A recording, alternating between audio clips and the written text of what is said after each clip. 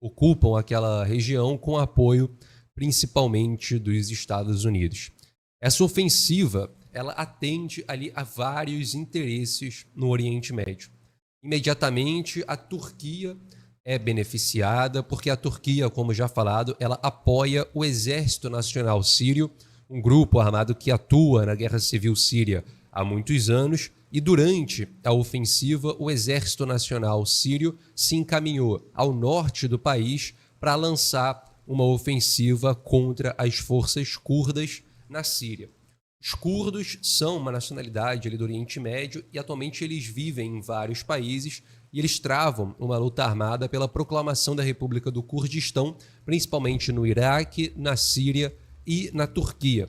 Na Turquia, eles travam uma luta armada contra o regime de Erdogan e o Erdogan tem interesses profundos em esmagar esse processo armado que os curdos travam ali na Turquia. Na Síria, os curdos têm essa região bem estabelecida com apoio dos Estados Unidos e usam essa região como um local de apoio para continuar com a sua luta na Turquia. Uma vez que o Exército Nacional Sírio, apoiado pela Turquia, avança contra os curdos na Síria, isso beneficia os interesses da Turquia. O Estado sionista de Israel também está imediatamente beneficiado pela situação. Logo após a tomada de poder pelos grupos mercenários, o Estado sionista de Israel começou a lançar vários ataques aéreos contra a Síria. Agora já totalizam mais de 300 ataques aéreos contra o país árabe ali no Oriente Médio, ataques aéreos que afetaram principalmente localidades militares e assim debilitaram a capacidade militar, a capacidade bélica da Síria.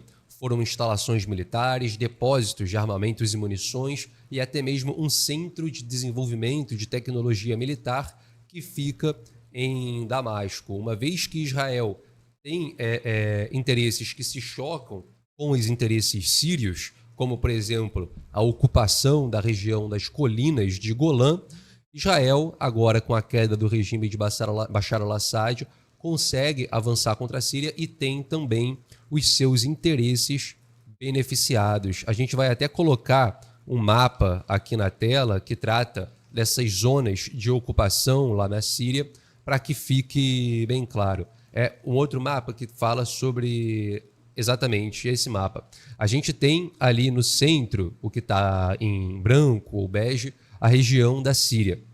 O que está em laranja são as regiões ocupadas principalmente pelo imperialismo norte-americano, exceto aquela parte mais ao norte, que está também em laranja, que essa é a região ocupada pelos curdos. No mapa está designado como área dos Estados Unidos, porque os Estados Unidos durante muitos anos apoiavam esses curdos. Nos últimos anos tem diminuído o seu apoio, chegou até a abandonar a região em ataques da Turquia, mas esse apoio ainda existe em certa medida, por isso está identificado assim no mapa. Em região verde, nas áreas verdes, são as regiões ocupadas pela Turquia e na região mais azulada ali é a região ocupada por Israel, chamada Colinas de Golã. É justamente nessa área azul onde Israel avança agora. Foi na região laranja onde o Exército Nacional Sírio avançou para tentar esmagar os curdos e assim debilitar a luta armada curda na Turquia. E aquela região em verde continua estável, continua sob domínio curdo. A gente vai passar agora a um outro mapa que mostra ali especificamente as colinas de Golã, aquele que foi o primeiro mapa que a gente colocou. Esse mapa ele trata dessa região ocupada por Israel na Síria. A gente tem ali uma área de cessar-fogo, que é aquela primeira linha tracejada mais próximo de Israel. A área maior, em tom de bege mais escuro, são as colinas de Golã ocupadas por Israel. E aquela área em bege mais claro, mais próxima da Síria, é uma área de separação, ou então uma zona de tampão. Essa área ela foi criada em 1974 por um acordo mediado pela Organização das Nações Unidas, e essa região foi uma região estabelecida nesse acordo como essa zona desmilitarizada. Então, a ocupação de Israel ela vai até aquela linha, aquela zona ela é desmilitarizada e depois começa o território dominado pelo exército sírio como seu próprio território nacional não ocupado. Atualmente, isso ocorreu um dia depois da ofensiva mercenária, aquela região que é a zona de tampão, em bege mais claro, foi totalmente ocupada pelo exército sionista de Israel. Israel avançou com tanques e infantaria contra aquela região, já ocupou essa região e também avança em direção a Damasco. Algumas informações mais atualizadas e mais confirmadas dizem que os tanques israelenses estão a 200 quilômetros de Damasco, e outras informações ainda não completamente confirmadas dizem que esses tanques estão já a 25 quilômetros de Damasco. Mas, novamente, essas informações não estão plenamente confirmadas. Então, repetindo, uma vez que Israel, debilitou as capacidades militares da Síria e avançou no nível de ocupação e anexação do território sírio, já passa a ter interesses ali agradados, interesses cumpridos depois dessa ofensiva mercenária. Por fim, um terceiro ponto de interesse cumprido para Israel, a gente pode ver já no terceiro mapa aí que mostra o Oriente Médio em seu conjunto.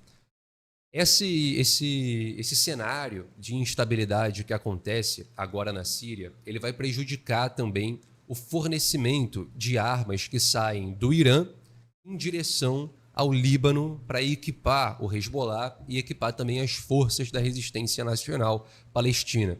E por que vai debilitar esse fornecimento de armas? Porque essas armas saem do Irã, como está identificado ali no mapa, passam pelo Iraque, chegam na Síria e vão, então, finalmente ao Líbano.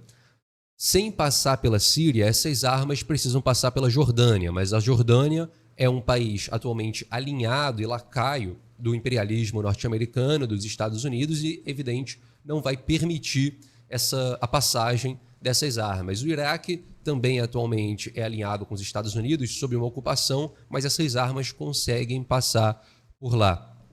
Então, o que a gente tem é uma instabilidade na Síria que vai prejudicar o fornecimento de armas do Irã ao Hezbollah. O Hezbollah vai ter aí um problema logístico e Israel certamente também vê isso como uma vantagem. Mas a gente ressalta aqui, como ressaltamos no programa a propósito de ontem, que isso não significa um grande revés para o Hezbollah, uma vez que o Hezbollah é muito bem equipado, tem grande capilaridade ali no povo libanês, as massas libanesas apoiam muito o Hezbollah e uma quantidade imensa do povo libanês participa ativamente dessa guerra travada pelo Hezbollah. Então não é um grande revés, mas não deixa de ser um problema logístico.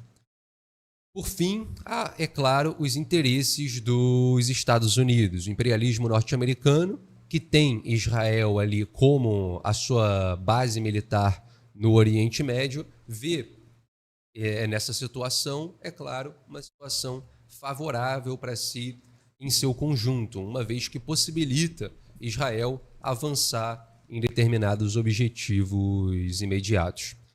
Bom, a gente vai passar agora a nossa segunda chamada, que vai detalhar um pouco mais como que está o nível dos ataques militares por Israel na Síria. A imprensa sionista informou que quase 300 ataques foram realizados contra a Síria em menos de 2 dias, visando destruir as capacidades militares do país, incluindo a Força Aérea Síria. Os bombardeios concentraram-se em locais estratégicos, como Salamia, Hama, a base aérea de Shatirat, Homs e instalações militares no norte de Raqqa. Tanques israelenses avançaram além de Quanitra, ocupando a zona tampão no Golã e posicionando-se a 3 km na zona rural de Damasco, a 20 km da capital. O avanço acompanha ataques terrestres e reforça o controle israelense sobre o Golã, incluindo o lado sírio do Monte Hermon. Bom, então é como a gente estava falando já no último ponto, na última matéria. Israel está avançando com muita força agora contra a Síria.